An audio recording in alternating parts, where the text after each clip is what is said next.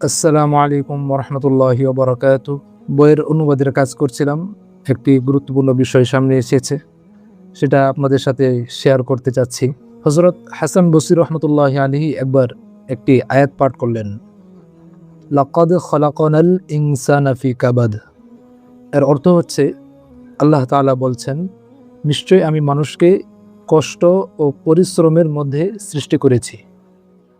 সূরা বালাদের 4 নম্বর আয়াত। এই আয়াতটি তেলাওয়াত করে হাসান বসরি রহমতুল্লাহি আলাইহি বললেন, হে আদম সন্তান, আল্লাহ তাআলা আমাদের মতো এমন কোনো সৃষ্টি তৈরি করেননি, অর্থাৎ মানুষের মতো অন্য কোনো সৃষ্টি আল্লাহ তাআলা করেননি যারা আমাদের এই মানুষের মতো জীবনে এত কষ্ট পরিশ্রম তাকে করতে হয়। অর্থাৎ দুনিয়াতে মানুষকেই সবচেয়ে বেশি কষ্ট পরিশ্রম করতে হয়। মানুষ জন্ম থেকে মৃত্যু পর্যন্ত কত কষ্ট, পরীক্ষা, মুসিবতের মধ্যে দিয়ে যেতে হয়। দেহ, মন, পরিবার, রিজিক, পরিবারের দায়িত্ব সব কিছুতেই তার জীবনে সংগ্রাম থাকে। অন্য কোনো প্রাণীকে এই মানুষের মতো এত কষ্ট পরিশ্রম তাকে অনুভব করতে হয় না, তাকে বড় কোনো দায়িত্ব নিতে হয় না। মানুষ যেমন বাবা মার দায়িত্ব নিতে হয়, সন্তানদের দায়িত্ব নিতে হয়, স্ত্রীর দায়িত্ব নিতে হয়, তাদেরকে খাবার খাওয়ানোর ব্যবস্থা করতে হয়, তাদের কাপড় চোপড়, ওষুধপাতি সব কিছুর জন্য মানুষকে অনেক পরিশ্রম করতে হয়। ব্যতিক্রম হলো অন্যান্য প্রাণীরা। আজ পর্যন্ত কোনো গরু, ছাগল, বিড়ালকে আমরা দেখি নাই যে তার কোনো সন্তান অসুস্থ হয়েছে আর সে ডাক্তারের কাছে গেছে। মানুষকেই ডাক্তারের কাছে যেতে হয়। এই কথাটাই হাসান বসরি রহমতুল্লাহি আলাইহি কোরআনের একটি আয়াত তেলাওয়াত করে বুঝালেন, লাকাদ খলাকনাল ইনসানা ফি কাবাদ, যে আল্লাহ তাআলা বলছেন মানুষকে আমি কষ্ট পরিশ্রমের মধ্য দিয়ে সৃষ্টি করেছি। অর্থাৎ মানুষের জীবনে কষ্ট থাকবে, পরিশ্রম থাকবে, বিপদ থাকবে, মুসিবত থাকবে, দায়িত্ব থাকবে, পরিবারের দায়িত্ব, সন্তানদের দায়িত্ব, স্ত্রীর দায়িত্ব, আরও নানা কষ্ট তাকে করতে হবে দুনিয়াতে।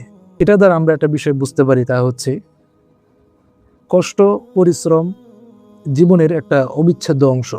দুনিয়াতে আপনি থাকবেন, কষ্ট ছাড়া, পরিশ্রম ছাড়া কোনো কিছুই আপনি পাবেন না।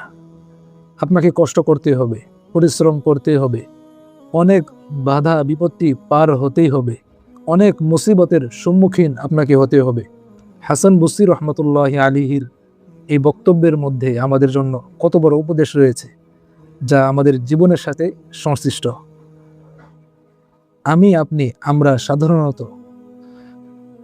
জীবনে কোনো কষ্ট আসলে, স্বাভাবিক কষ্ট আসলে আমরা অনেক সময় ভেঙে পড়ি। স্বাভাবিক কোনো বিপদ আসলে, কষ্ট আসলে আমরা ভেঙে পড়ি। এ কথাগুলো যেমন আমি আমার নিজেকে বলে বোঝাচ্ছি, আমার নিজেকে উপদেশ দিচ্ছি, আপনাদের সাথেও শেয়ার করছি, যদি আপনারা আমার এই কথাগুলো শুনে আপনাদের হয়তো উপকারে আসতে পারে। তো হাসান বসরি রহমতুল্লাহি আলাইহির জীবন সম্পর্কে এই বইটি অনুবাদ করছি। এই বইয়ের মধ্যে আমাদের জীবনের প্রতিটি ক্ষেত্রের জন্য উপদেশ রয়েছে, নীতিমালা রয়েছে।